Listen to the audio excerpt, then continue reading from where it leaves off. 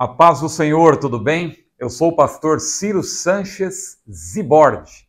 Está começando mais uma videoaula das lições bíblicas adultos da CPAD, quarto trimestre de 2023. Nós estamos concluindo um estudo maravilhoso sobre missiologia, até os confins da terra, pregando o evangelho a todos os povos até a vinda de Cristo. Chegamos já à lição de número 12, serão 14 lições ao todo, e em breve estaremos estudando também uma nova revista das lições bíblicas sobre a Igreja de Cristo. Você que está atento ao nosso canal, em breve vamos fazer aqui um review para você tomar conhecimento do nosso assunto no primeiro trimestre de 2024.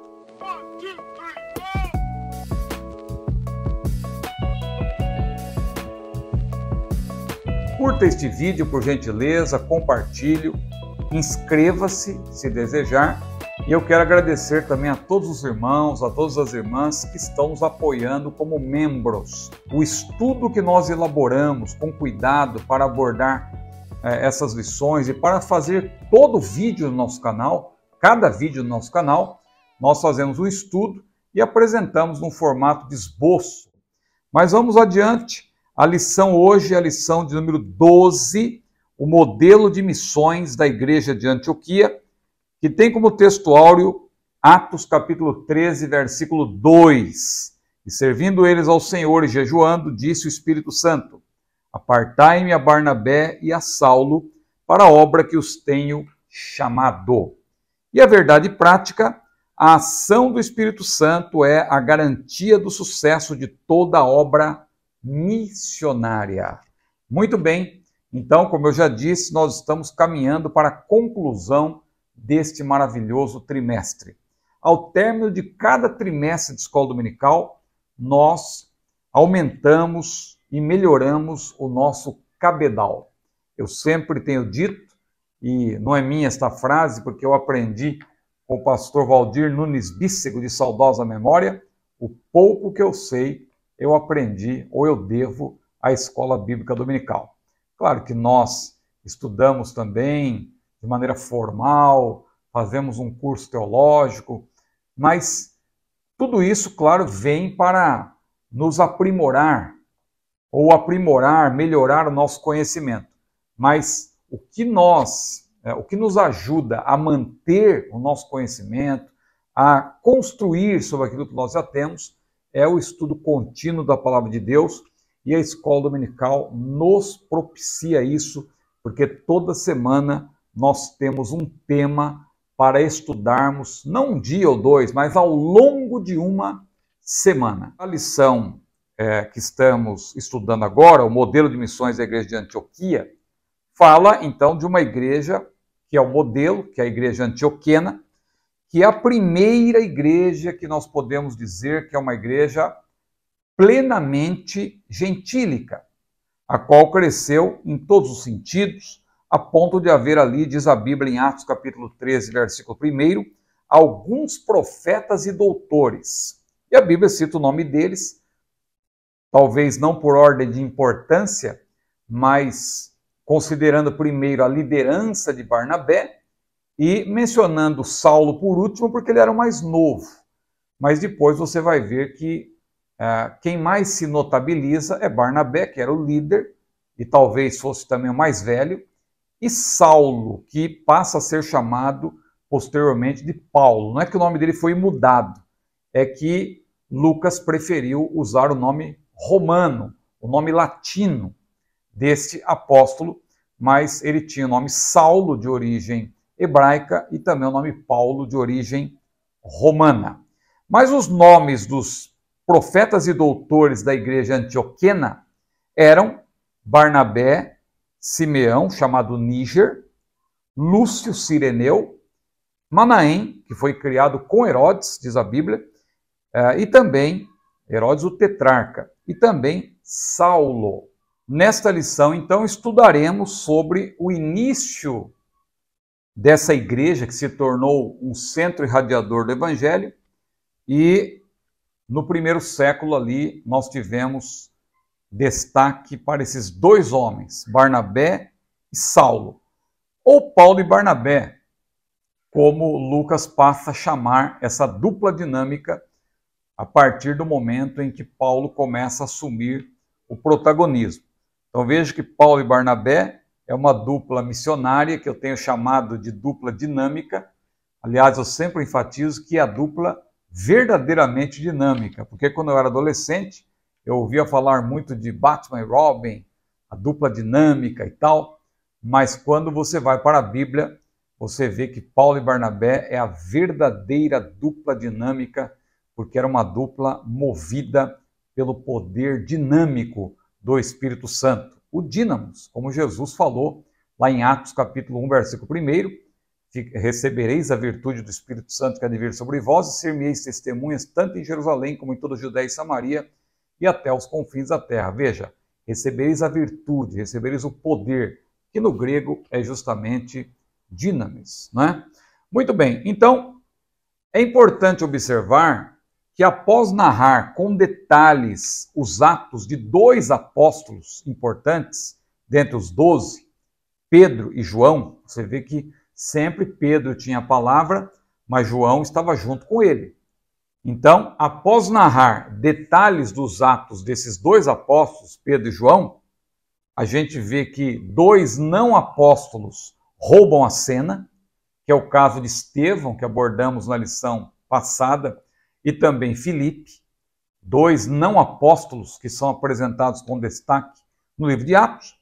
E Lucas, então, passa a mencionar os atos de outros dois apóstolos não pertencentes ao grupo dos 12, dois apóstolos antioquenos, ou da igreja de Antioquia, que são justamente Barnabé e Saulo, essa dupla dinâmica que começa a receber destaque ali, especialmente a partir do final do capítulo 12, mas no capítulo 11, Barnabé já se destaca, a partir do 12, junto com Paulo. Vamos então para o primeiro tópico, para entrarmos diretamente no assunto da lição, a igreja de Antioquia, natureza e características. Nós vemos aqui que depois de narrar a conversão de Saulo e o início de seu ministério, bem como as viagens de Pedro, porque Pedro se torna também um pregador itinerante, especialmente a viagem dele para Cesareia, Lucas se volta para o trabalho de Barnabé, na capital e sede militar da província romana da Síria, isto é, Antioquia, Antioquia da Síria. Não vá confundir com Antioquia da Pisídia. Havia algumas cidades com o nome de Antioquia, em homenagem a aquele profano Antíoco IV, também conhecido como Antíoco Epifânio, que, aliás, profanou o templo no período intertestamentário, sacrificou porco, introduziu no templo uma estátua de Zeus, Antíoco Epifânio. Mas ele era um importante governante grego, daquela divisão que houve quando morreu o imperador Alexandre. Então Antíoco, ele acabou por profanar o templo, etc., mas ele deu nomes às cidades e tal. Então, para os gregos, ele era um líder muito importante. Agora, é importante considerar que houve muitas conversões em Jerusalém a partir do dia de Pentecostes, mas depois de algum tempo, a igreja-mãe, sufocada pelas seitas extremistas do judaísmo, como o farisaísmo, por exemplo, deixou a evangelização de lado e, com isso, cedeu espaço para a igreja antioquena. Então, a igreja-mãe, por causa das perseguições lá em Jerusalém, ela acaba deixando de evangelizar, a sua força evangelizadora arrefeceu um pouco e cedeu espaço para a igreja antioquena, que se situava numa encruzilhada geográfica, política e cultural entre o Oriente e o Ocidente. Era uma grande metrópole para a época. Entre Antioquia e Jerusalém, havia uma distância similar a que separa, por exemplo, as cidades brasileiras de Rio de Janeiro e São Paulo, cerca de 450 quilômetros. Conhecida como Rainha do Oriente, Antioquia, com uma população ali de aproximadamente 500 mil habitantes, era a terceira metrópole do Império Romano, ficando atrás apenas da própria Roma e também de Alexandria, no Egito. Então, veja como essa cidade era importante. E ela se torna um centro irradiador do Evangelho, a despeito de ser uma cidade de má fama, a semelhança de Corinto, que antes alguém dizer eu sou de Corinto já era identificar-se como uma pessoa imoral. Algo semelhante acontecia com Antioquia. Antioquia era uma cidade conhecida também por sua imoralidade. Mesmo assim, onde abundou o pecado, superabundou a graça. Antioquia se tornaria a capital missionária do cristianismo. Estrategicamente, ela era um centro de intercâmbio de ideias, culturas, religiões e costumes. Pelo menos 5 culturas podiam ser percebidas ali. A própria cultura grega, mas também a cultura romana, se bem que boa parte da cultura romana foi herdada dos gregos, como eu expliquei na aula anterior, que os gregos foram conquistados por Roma, mas surgiu aquele ditado, o vencido venceu o seu vencedor, porque quando Roma ela conquista a Grécia, ela acaba por absorver toda a cultura grega. Por isso nós falamos até de uma civilização greco-romana. Mas 5 culturas podiam ser percebidas ali. Além da cultura greco-romana, ou separadamente a cultura grega e a cultura romana, também, claro, a própria cultura semita, a cultura árabe e ainda a cultura persa.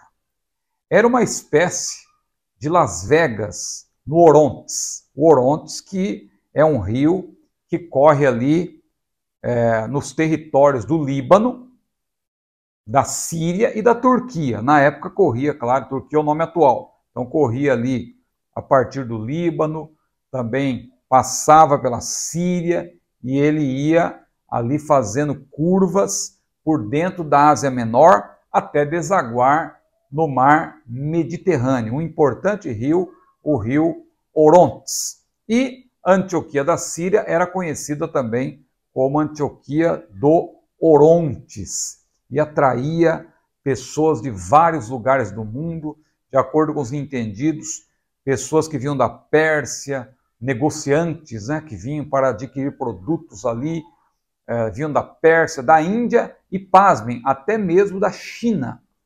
Ali havia pessoas que vinham da China para adquirir produtos na terra da Antioquia. Então, era uma cidade muito importante à época, uma cidade estratégica, e não por acaso ela foi escolhida por Deus, sobretudo, para se tornar um centro irradiador do Evangelho e alcançar, sobretudo, os gentios. Então, esse é o primeiro ponto que trata da cidade de Antioquia. O segundo ponto, a igreja em Antioquia. Como ela se desenvolveu? Como ela começou? Lucas diz que os dispersos, olha aí novamente a importância do trabalho de Estevão e da sua própria morte.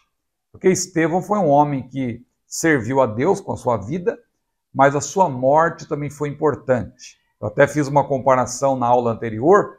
Se Jesus morreu para mudar a história do mundo, Estevão, ao morrer, Deus se valeu disso para mudar a história da igreja, tirar a igreja do comodismo e fazer com que os missionários, os pregadores, exceto os apóstolos, fossem espalhados ali por boa parte do mundo e pudessem, então, pôr em execução aquilo que está em Atos capítulo 1, versículo 8, em que Jesus ordenou que o evangelho deveria ser pregado, claro, começando por Jerusalém, mas de maneira concomitante também em Judéia, Samaria e até os confins da terra.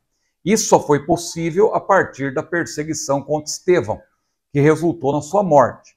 Então Lucas diz que os dispersos, por causa dessa perseguição decorrente da pregação de Estevão, caminharam até, veja, Fenícia, ou atual Líbano, também foram para Chipre e Antioquia da Síria. E Atos 11, versículos 19 e 20, diz que eles foram caminhando, não anunciando a ninguém a palavra, senão somente aos judeus. E entre os pregadores que foram ali espalhados, havia helenistas, ou seja, judeus da diáspora que tinham se convertido, que antes de se converterem, eles eram judeus da diáspora que estavam em outros lugares, por exemplo, em Chipre, Cirene, e então eles voltaram para esses lugares para anunciar a Cristo. Veja como Deus trabalhou de maneira estratégica, fazendo um elo aí com o que aconteceu em Pentecostes, porque povos de várias nacionalidades, judeus residentes em vários países, judeus da diáspora, eles então se converteram e eles levaram o evangelho, alguns que permaneceram um tempo em Jerusalém, depois foram espalhados, voltaram para suas terras e foram levar a palavra para o lugar de onde saíram. Então veja, para sua terra natal, Chipre, Cirene, e diz que entrando também em Antioquia, falaram aos gregos, porque eles conheciam a cultura helenista, então falaram aos gregos anunciando o Senhor Jesus.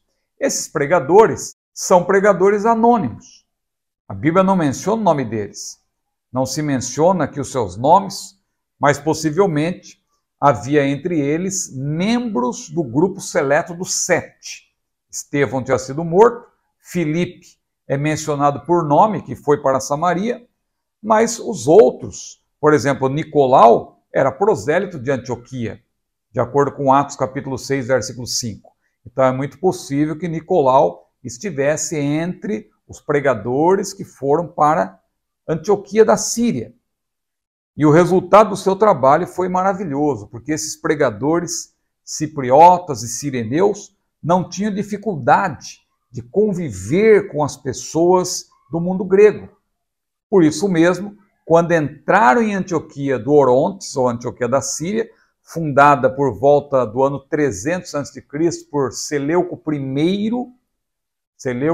também conhecido como Nicator, que viveu entre os anos 312 a 281, eles anunciaram o evangelho aos gentios, depois de inicialmente, claro, pregarem somente aos judeus, porque esta era a estratégia da época. Primeiro, levar a palavra aos judeus e depois aos gentios. Agora, o que esses mensageiros anônimos pregavam?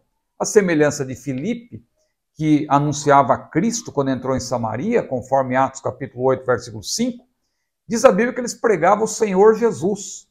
Parece aí algo sinônimo ou sinonímico, mas veja que tem uma pequena diferença.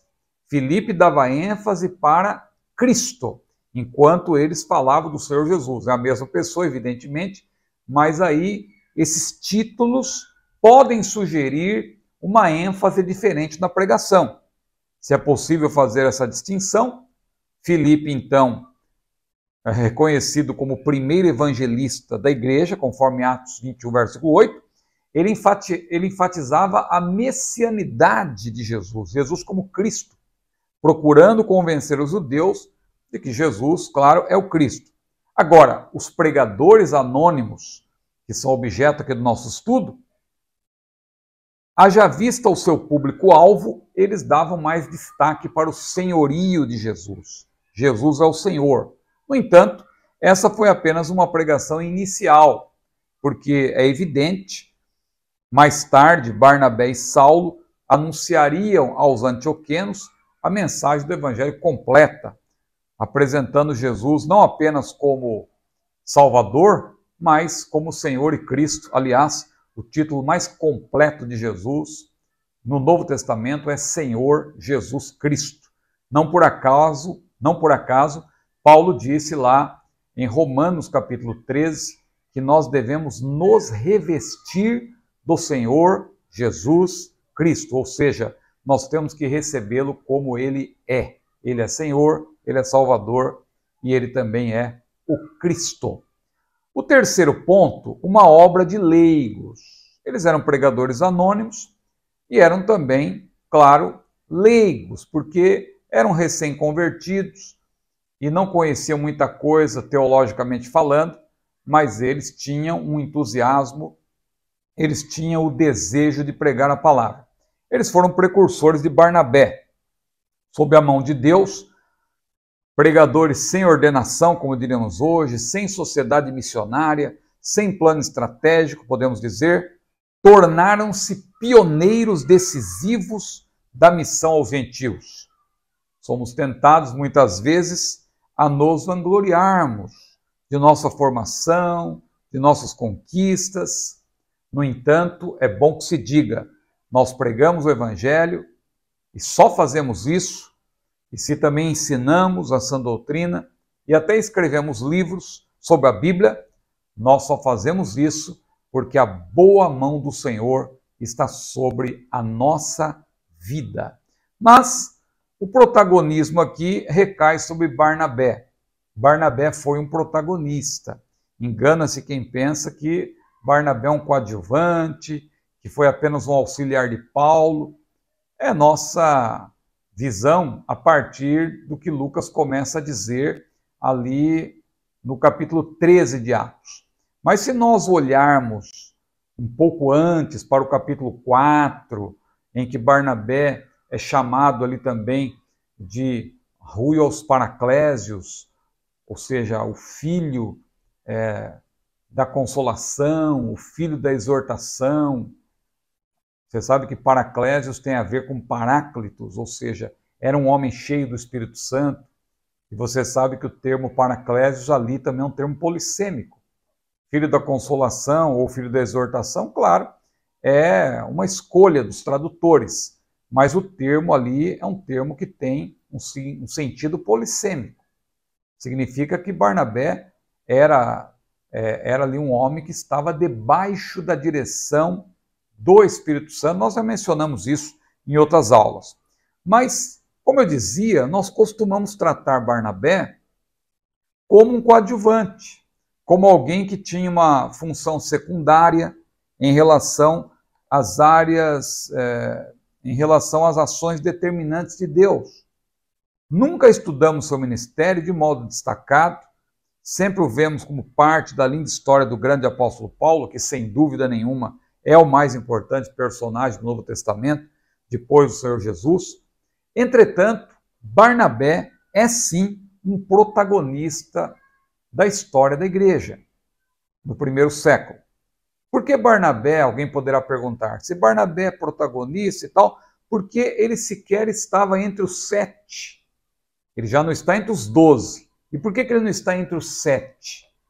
Eu falo que ele não está entre os 12 porque possivelmente Barnabé estava entre os 70, ou seja, ele é um daqueles que desde o início estava seguindo Jesus, mas ele não foi eleito para ser um dos 12. E também depois, quando os apóstolos quiseram eleger 7 homens para cuidar daquele importante negócio, que era servir às mesas, e nós vemos que eram homens cheios do Espírito Santo, sobretudo homens de boa reputação, cheios do Espírito Santo, também cheios de sabedoria, além de outras qualidades. Veja que Barnabé não estava entre eles. Então alguém dirá, que protagonismo é esse de Barnabé? Pois é, eu vejo Barnabé como João Batista. Por que João Batista também não foi escolhido para ser um dos 12, sendo que ele era um precursor de Cristo, um homem importante?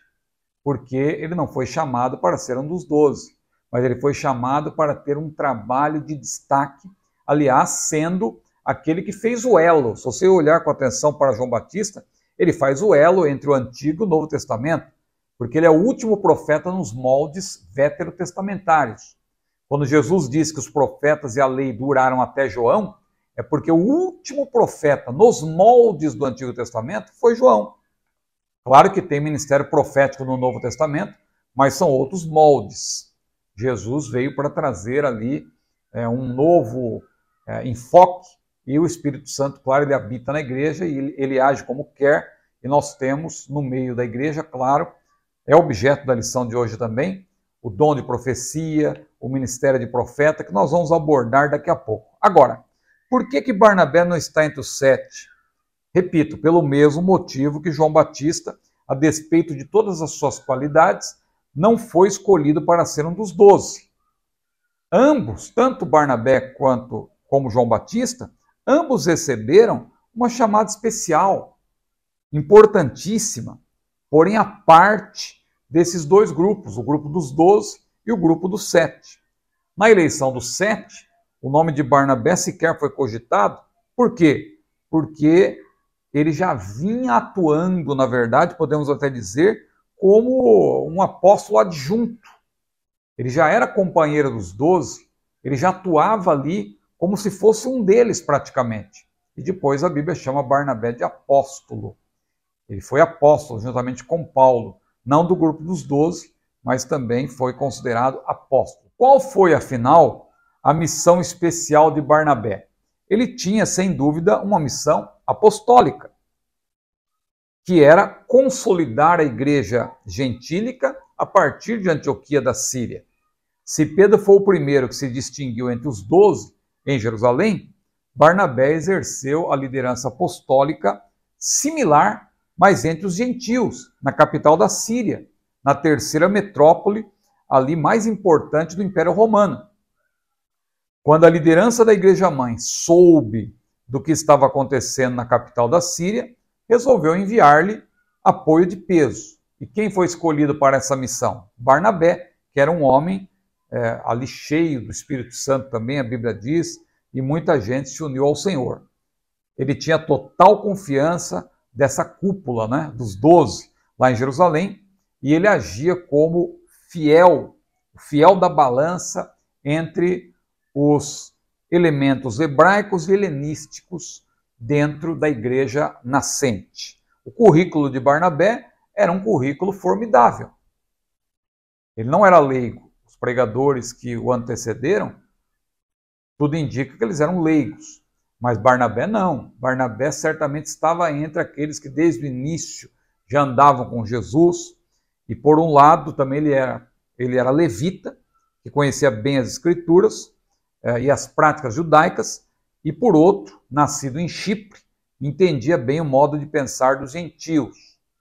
Tinha ele uma mente certamente aberta para as coisas de Deus e era suficientemente compreensivo para reconhecer o verdadeiro valor espiritual quando ouvia, não obstante as circunstâncias. A Igreja-mãe, então, enviou o seu melhor incentivador para ajudar os novos crentes lá em Antioquia da Síria. O fato de ter sido enviado a Antioquia, o fato de Barnabé ter sido enviado a Antioquia, certamente objetivava que ele pregasse o evangelho e animasse outros crentes ao longo do caminho. A igreja estava debaixo de perseguição, lembremos disso. E Barnabé era um incentivador, um consolador, porque este nome, Ruios Paraclésios, é o nome que Lucas lhe dá ao interpretar ali a maneira como ele era chamado em aramaico. Porque o seu nome no aramaico, aliás, o nome dele era José, e Barnabé foi o apelido que ele recebeu ali porque ele era o filho da profecia, era um homem espiritual, só que Lucas usa Ruios Paraclésios para dizer também que ele era um exortador, um consolador, uma pessoa que estava em perfeita sintonia com o Espírito Santo para exortar e animar as pessoas. O trabalho de Barnabé em Antioquia, então, foi um trabalho notável. Seu protagonismo se comprova por sua atuação como pregador e mestre nessa cidade, mas também por sua autonomia como principal líder dessa igreja. Como eu já disse, ele é também um apóstolo, e ele se torna um apóstolo entre os gentios, assim como Paulo, que foi chamado, ele mesmo disse que foi chamado por Deus para ser apóstolo dos gentios. Claro que Barnabé não com a mesma magnitude de Paulo, podemos dizer assim, mas ele também se notabilizou como um apóstolo entre os gentios. Ele aparentemente não precisaria voltar a Jerusalém para dar um relatório, embora alguns estudiosos acreditem que ele fez isso no devido tempo. Haja vista ter longa ligação com os apóstolos, ou seja, os apóstolos confiavam inteiramente em Barnabé. Além disso, não o vemos pedindo permissão para passos futuros, como ir a Tarso trazer de lá Paulo. Juntos, aliás, com a ajuda do Paráclito, eles tornariam a igreja antioquena a mola mestra do grande impulso evangelístico para dentro do Império Romano. Então veja que trabalho maravilhoso de Barnabé, e foi um trabalho desafiador. Não pense que foi fácil o trabalho dele. O grande desafio de Barnabé se dava pelo fato de haver ali uma grande comunidade judaica, havia uma grande comunidade judaica em Antioquia da Síria, o que geraria confronto, claro, porque era uma igreja gentílica, como eu falei. Havia também uma sinagoga ali que atraía muitos gentios. Então calcula-se que o número de judeus ali em Antioquia da Síria estava entre 25 a 65 mil. Que grande desafio para Barnabé. Mas ele não foi para lá a fim de compartilhar um novo modelo de liderança e fazer aquela igreja crescer. Ele estava, na verdade, consciente de que a melhor estratégia humana nada era ante a eficácia da graça de Deus. Por isso, as suas primeiras realizações foram alegrar-se sobremaneira com o que o Senhor já estava fazendo ali e valorizar o trabalho de seus antecessores. Atos capítulo 11, versículos 22 e 23, isto mostra que Barnabé também era um líder. E ele era tanto um líder, um incentivador, que ele não teve a vaidade de querer que todos reconhecessem que ele era o líder importante, que fez aquele trabalho crescer. Tanto é verdade que ele foi em busca de Paulo. Quando ele percebeu que o trabalho estava crescendo, ele precisava de alguém ao seu lado, tinha pessoas ali para ajudá-lo, mas ele foi dirigido pelo Espírito Santo a buscar Paulo, que praticamente estava esquecido lá na sua terra natal, e ele então, Barnabé então, mantendo-se humilde e sensível à direção do Espírito Santo, percebeu, antes que começasse a fracassar em sua missão, que o fardo era muito pesado para ele levar sozinho, e dirigindo-se a Tarso, ele foi em busca de Saulo. Saulo, que aprendera ali, na sua terra natal, longe dos holofotes, a gloriar-se somente em suas fraquezas e a depender da graça de Deus. É isso que nós vemos lá em 2 Coríntios capítulo 12. 2 Coríntios, que é a carta mais autobiográfica de Paulo, ele mostra que ele aprendeu a depender da graça de Deus. Está implícito, portanto, que Barnabé conhecia a ampla chamada ministerial de Paulo e por isso quis levá-lo ali para Antioquia da Síria, sobretudo para que o nome de Jesus fosse glorificado, sabendo já de antemão, como diz a Bíblia em Atos capítulo 9, versículo 15, que Paulo foi chamado por Jesus para levar o seu nome diante dos gentios, dos reis e dos filhos de Israel. Vamos agora para o tópico segundo, uma igreja missionária em ação. O primeiro ponto é aqui a citação de uma parte do versículo 1 de Atos capítulo 13, havia alguns profetas e doutores. Então veja que entre os profetas e doutores que havia em Antioquia da Síria, uma igreja importante, estavam Barnabé e Saulo. Em Atos dos Apóstolos, destacam-se o trabalho dos 12, como eu já disse, e também o trabalho dos 7. E também nós vamos ver agora o destaque para o trabalho dos 5. Veja como esses números são importantes. Os 12 é o colégio apostólico, os 7, quando foi instituído o diaconato, e agora os 5, que são 5 notáveis que havia na cidade de Antioquia da Síria. Eles ali simbolizam a diversidade étnica e cultural daquela cidade. Não é possível afirmar com plena certeza se todos eles haviam recebido os ministérios de profeta e mestre. São 2 ministérios importantes no Novo Testamento, conforme 1 Coríntios 12, versículo 28, e também Efésios capítulo 4, versículo 11. A Bíblia diz que Jesus subindo ao alto, ele mesmo deu uns para apóstolos, outros para profetas, e outros para evangelistas, e outros para pastores e doutores, querendo o aperfeiçoamento dos santos. Então, profetas e mestres eram ministérios dados pelo Senhor Jesus pela instrumentalidade do Espírito Santo. A probabilidade é que não era muito nítida a linha divisória, sendo que os dois grupos de profetas e mestres se dedicavam à exposição do significado das escrituras proféticas e à exortação. Agora, só para fazer uma distinção dentro do estudo paracletológico de profetas e doutores, os profetas, é bom que se diga, são pregadores. Não devemos confundir o ministério de profeta, que é um ministério que tem um dom residente, com o dom de profecia. O dom de profecia está disponível a toda a congregação, é um dom congregacional. Qualquer crente, irmão, irmã, cheio do Espírito Santo, batizado no Espírito Santo, pode ser usado com o dom de profecia, porque o Espírito Santo reparte particularmente a cada um como ele quer. Isso é o dom de profecia, que Paulo explica lá em 1 Coríntios, capítulos 12 a 14.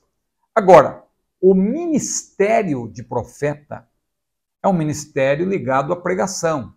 É o pregador que prega e, na medida que ele expõe a palavra, Deus lhe dá palavras proféticas para descortinar algo, para revelar o futuro e assim por diante. Então, isso é profecia. Sobretudo também, claro, como dom de profecia, também para exortar, para edificar, para consolar, mas isso dentro da pregação, porque Deus trabalha com ordem. Por isso que ninguém deve tentar atrapalhar a pregação. É um absurdo quando alguém está pregando e alguém quer profetizar no meio da pregação. Não, Deus trabalha com ordem. Quando Deus está falando por meio do pregador, que também é um profeta, vamos dizer assim, se bem que nem todo pregador foi chamado para ser profeta. Pregador que tem uma chamada mais evangelística, há pregadores mais voltados para o ensino, são mestres, são pregadores mestres, podemos chamar assim também. Porque o mestre não deixa de ser um pregador, só que ele é um pregador professor, ele prega ensinando. É a ênfase, veja que o dom está ligado a uma ênfase. Mas todos nós temos oportunidade para pregar, alguns pregam de uma maneira mais evangelística, uma ênfase mais evangelística, objetiva, vem para Jesus, é agora e é urgente. Tem o pregador que ele vai explicando mais, ele é um mestre. E tem aquele também que tem uma chamada para ser profeta. Mas todos eles têm que pregar a palavra. Isso não quer dizer que a pessoa, não, eu sou profeta, fecha a Bíblia que agora eu vou falar uma revelação nova. Aí já é heresia. Aí se alguém disser isso, não ouça, porque a Bíblia é a palavra de Deus, a Bíblia é a fonte primacial de autoridade. Então, os profetas são pregadores, é um dom residente. E os mestres são ensinadores, mais precisamente. E também não há problema chamar de pregadores.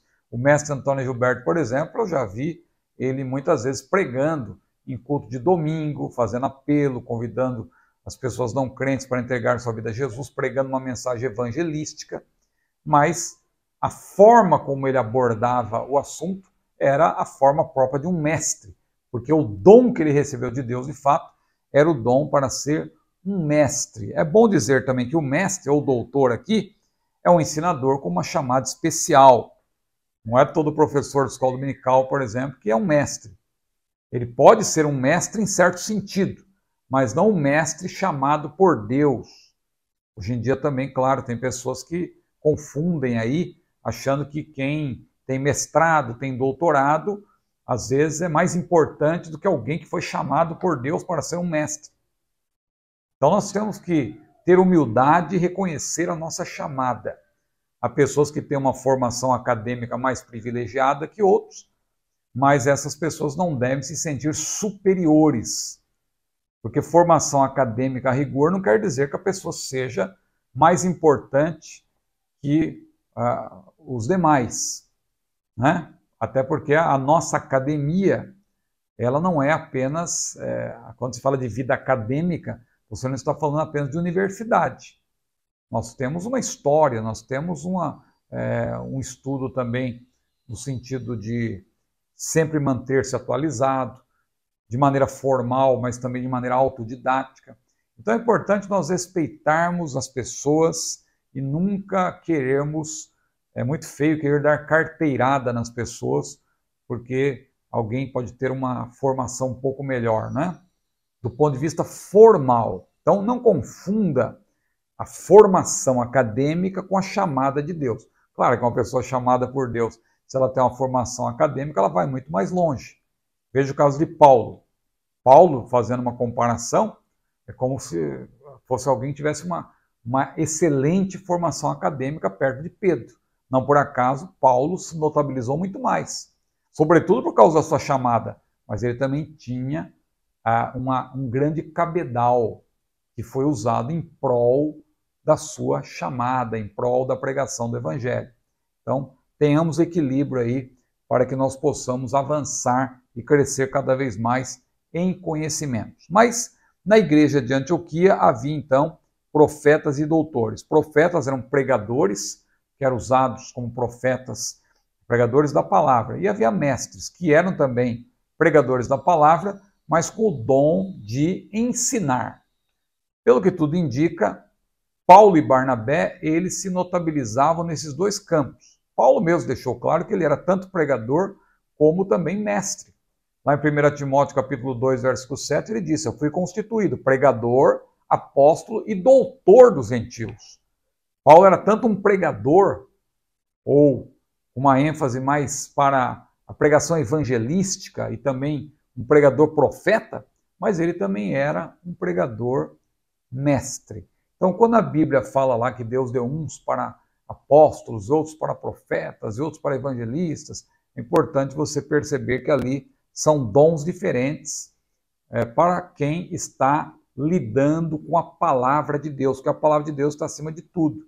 Não é porque a pessoa tem um determinado ministério que ela vai deixar, hoje em dia, infelizmente, a palavra de lado. Infelizmente, nós temos visto aí pessoas que se dizem profeta, que você vai ouvir a pessoa que não fala nada de Bíblia, e quando cita um versículo, cita fora de contexto, torce o texto sagrado, e ainda uma pessoa dessa quer ter crédito, dizendo que é profeta, que não sei o quê, me respeita que eu sou profeta. Eu não respeito. Quem não respeita a palavra de Deus não tem também o meu respeito. Eu respeito a pessoa que ama a palavra, que prioriza a palavra, que tem a Bíblia como sua fonte primacial de autoridade. Esta pessoa eu respeito. Agora, quem trata a Bíblia com desdém, quem diz, por exemplo, fecha a Bíblia que agora Deus está me dando uma palavra nova, esse tipo de pessoa não merece nenhum respeito da nossa parte. Mas vamos adiante, o ponto 2, uma liderança servidora. Esses 5 notáveis não tinham tempo para efemeridades, eles serviam ao Senhor, diz a Bíblia, e jejuavam continuamente. O verbo servir aqui está associado a culto e adoração dos sacerdotes e levitas no templo e dá origem à nossa palavra liturgia, que originalmente era empregada para o serviço público que o império exigia de seus súditos. Por extensão, ela era usada também para o serviço a Deus. Então, aqui só para fazer uma pequena menção desses 5 notáveis, Barnabé, claro, ele era protagonista, ele era judeu natural da ilha de Chipre, e é o primeiro da lista porque era o líder da igreja em Antioquia, enviado pela igreja mãe, conforme Atos 11, versículo 22. Simeão, Lúcio e Manaém, depois a Bíblia não menciona outros feitos da parte deles, mas eles certamente faziam parte daquele grupo seleto de pregadores que fugiram de Jerusalém após a morte de Estevão.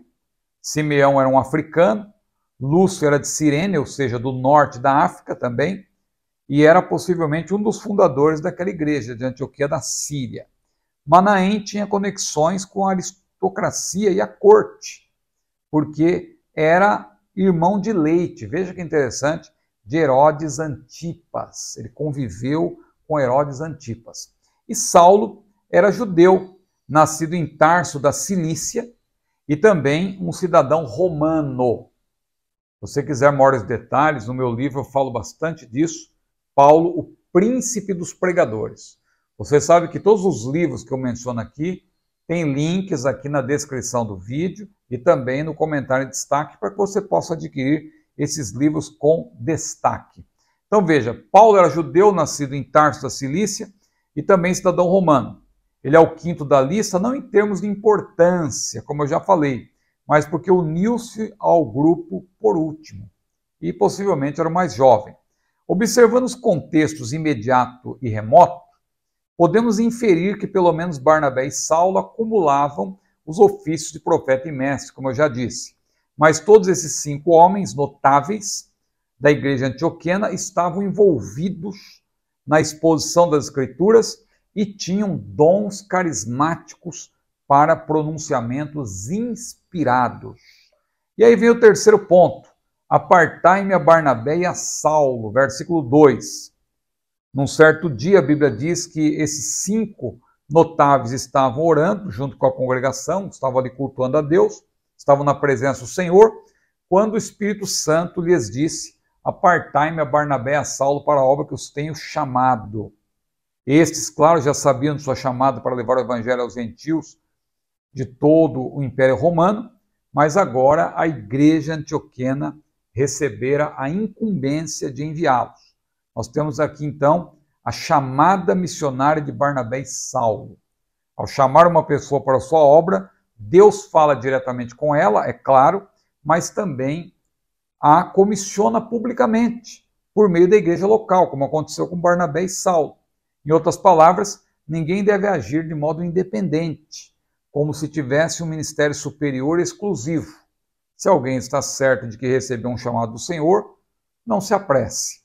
Agora, fica uma pergunta aqui: como que o Espírito Santo falou? Porque a Bíblia diz que o Espírito disse: apartai-me a Barnabé e a Saulo para o que os tenho chamado. O texto bíblico não diz, mas sabemos que o Espírito Santo, ele fala, claro, por intermédio dos homens.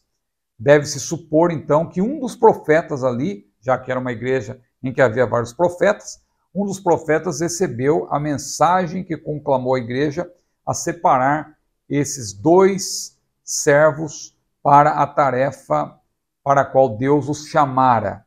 A igreja antioquena, então, estava em jejum e oração. O autor até destaca isso. Houve ali oração com jejum antes da convocação e também depois. No Novo Testamento, nós vemos sempre o jejum e a oração casados, não é? Porque são 2 coisas que Deus casou. Interessante que Jesus disse que o que uniu Deus, o que ajuntou Deus, não separa o homem. Claro que Jesus falava do casamento, mas há coisas que Deus casou que nós também não podemos separar. Vamos agora para o terceiro e último tópico, o serviço de missões. Primeiro ponto, o início das missões cristãs. Então, o autor aqui ele destaca o trabalho de Barnabé e Saulo. No ano 44, Herodes Agripa I morreu e os cristãos passaram a ter maior liberdade para pregar a palavra do Senhor, conforme Atos 12. Paulo, à época, com mais de 10 anos de convertido, trabalhava com Barnabé e outros eminentes servos de Deus e faziam a obra do Senhor na igreja antioquena, onde a palavra de Deus crescia e se multiplicava. Ali era o quartel-general de Paulo, onde também se preparava para novos desafios. Todas as viagens missionárias de Paulo, as 3 primeiras, né? Depois ele fez outras viagens, mas ele sempre partia de Antioquia da Síria e procurava voltar para lá. Na terceira, ele só não voltou porque foi preso em Jerusalém, conforme o plano de Deus, porque Deus queria que Paulo, após um período de prisão de 2 anos em Cesareia, fosse enviado para Roma.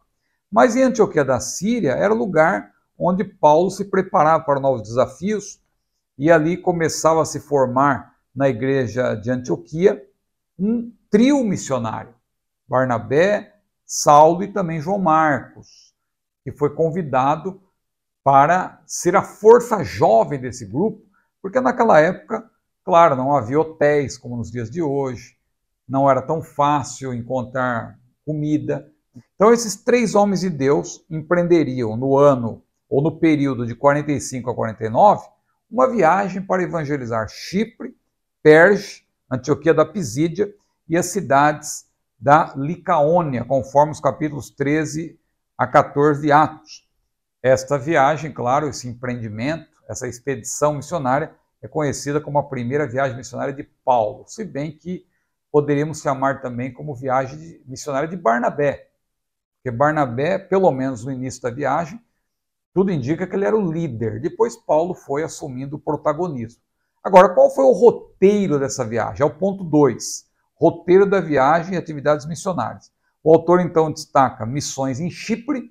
Eu não vou aqui pormenorizar muito isso, mas você que é membro do meu canal, você vai receber um esboço detalhado, com todo o estudo, detalhando as missões em Chipre, primeiro Paulo e Barnabé saindo lá da Seleucia, onde ficava o porto, e então eles navegaram, foram para Salamina, já na ilha de Chipre.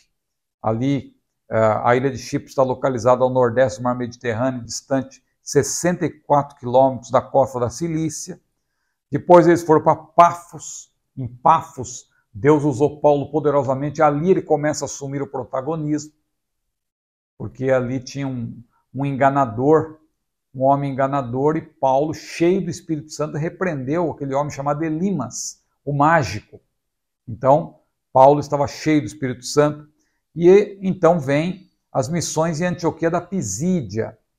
Paulo, então, com Barnabé, eles chegam a Perge, ali na Panfilha, e ali era um lugar difícil. Foi ali que João Marcos voltou para Jerusalém. Foi uma viagem difícil e para Paulo e Barnabé ficou muito mais difícil. Eu creio que João Marcos também teve dificuldade para voltar para Jerusalém. Não foi fácil. A gente nunca pensa nisso, né? A dificuldade que João Marcos enfrentou para voltar a Jerusalém. Mas Deus tinha também um propósito na vida daquele jovem, tanto que ele se tornou o autor do Evangelho segundo Marcos e também ajudou Pedro ali na redação de suas cartas. Então, eles chegam em Antioquia da Pisídia, repito, não confunda com Antioquia da Síria, Antioquia da Pisídia. Quando os missionários saíram de Antioquia da Síria, Barnabé era o líder. Barnabé, o principal pregador, e João Marcos, um cooperador de ambos.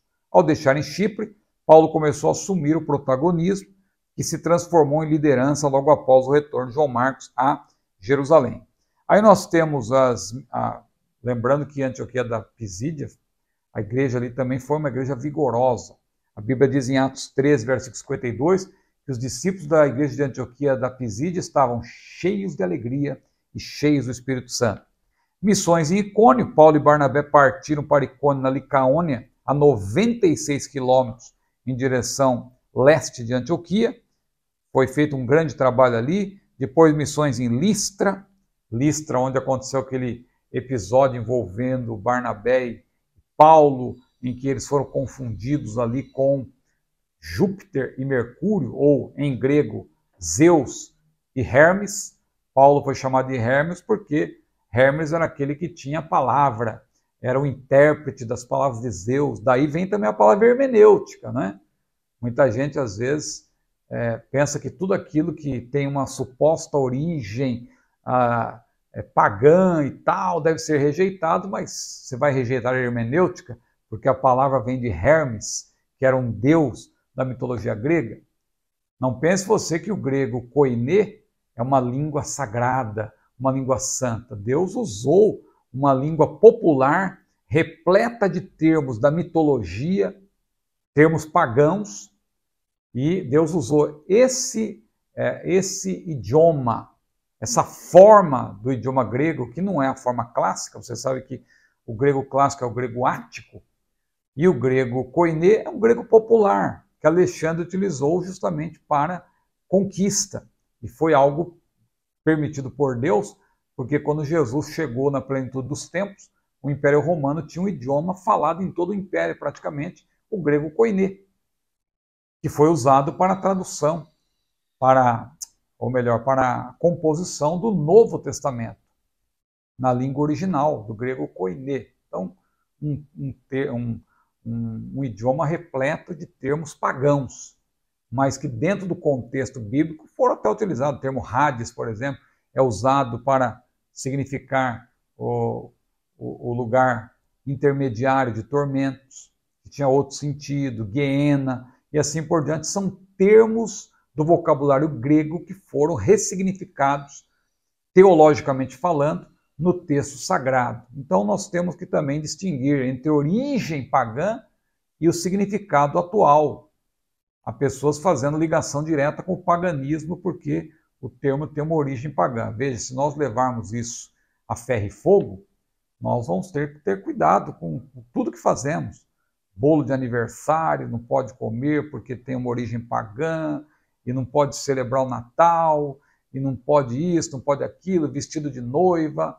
Cuidado, meu irmão, não embarque nessa canoa furada. Uma coisa é origem pagã, outra coisa é paganismo propriamente dito, ligação direta com o paganismo. E isso que precisa ser observado, porque não existe idolatria subjetiva. A idolatria ela é objetiva, é colocar algo no lugar de Deus. Veja que o dinheiro é chamado de Deus, é um ídolo, porque a pessoa que põe o coração no dinheiro, ela está, claro, colocando o dinheiro no lugar de Deus. Então, veja, acabei abrindo aqui um parêntese, mas porque eu ia falar de Barnabé e Paulo lá em Listra, quando Paulo foi usado por Deus para que um homem fosse curado, e a partir dali, um homem coxo, né? E a partir dali eles foram confundidos com Júpiter e Mercúrio, e eles com muito custo convenceram ali os homens da Licaônica, os homens de Listra, de que não era nada disso e tal, e não teve jeito, Paulo acabou sendo apedrejado, mas de maneira miraculosa, Paulo, ele ali sobreviveu, e mesmo tendo sido apedrejado, ele ainda conseguiu caminhar, olha aqui, e fazer a missão em Derbe. Pensemos em uma pessoa que foi apedrejada e arrastada, qual seria a sua condição física? Estaria Paulo com braços, pernas e dedos quebrados? Possivelmente sim. E a sua cabeça como estaria? Ele havia sido dado como morto. Não obstante, levantou-se e viajou para Derbe, na Licaônica, a 32 quilômetros de Listra.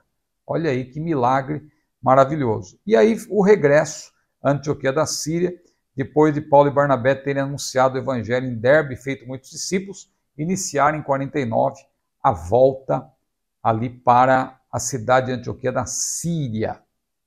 Mesmo estando bem próximos da Síria, eles resolveram não fazer a rota por Chipre. Em vez de passarem pelas portas da Cilícia, tomaram a direção oeste e voltaram pelo longo caminho que haviam percorrido, a fim de visitar as igrejas estabelecidas, mesmo em lugares onde haviam sido indignamente tratados. Era um trabalho que eles faziam de revisitar os lugares por onde haviam passado. E o terceiro e último ponto, prestando contas. Paulo e Barnabé estabeleceram igrejas em outros centros da Pisídia, Panfilha e Atália, porto de Panfilha, 26 quilômetros distante de Perge, de onde seguiriam para Antioquia da Síria, cuja igreja recebeu muita inspiração ao ouvir a história dos triunfos do Evangelho mediante os esforços de seus distintos missionários. Aprendemos aqui, ao estudar sobre essa primeira expedição dos missionários antioquianos, o seguinte: primeiro, o missionário não é independente. A ideia de que ele só responde ao Senhor não é bíblica, pois Paulo e Barnabé relataram sua atividade missionária à igreja que os enviou. E a segunda lição, o missionário chamado por Deus enfrenta oposição. Paulo e Barnabé, especialmente o primeiro, foram muito hostilizados e perseguidos, mas o seu trabalho não foi vão no Senhor. Amém? Chegamos à conclusão de mais uma lição, lembrando que, se você quiser entender melhor essa lição, sendo membro do meu canal, você vai ter esse esboço que está aparecendo aqui na tela, uma parte dele, você vai ter o esboço completo, com todo o detalhamento e referências, e assim você poderá ter um melhor proveito dessa lição de número 12, cuja conclusão é a seguinte: à luz dessa lição, podemos afirmar que a igreja cristã cumpre o seu propósito quando a cultura de missões faz parte de sua rotina. Uma das provas de que o Espírito Santo age na igreja é o investimento em missões. Assim, é nossa tarefa de evangelizar, participar dos projetos missionários de nossa igreja local, orar e jejuar por missões, contribuir e colocar-se à disposição para ir ao encontro de quem precisa ouvir Jesus, Quando o Espírito Santo encontra pessoas despojadas e sedentas por almas, ele as capacita com talentos e dons espirituais para que se lancem inteiramente na mais sublime missão, ganhar vidas para o reino de Deus. Amém? Se você chegou até aqui, curta esse vídeo, compartilhe, inscreva-se, seja membro do meu canal e que Deus abençoe grandemente a sua vida. A paz do Senhor.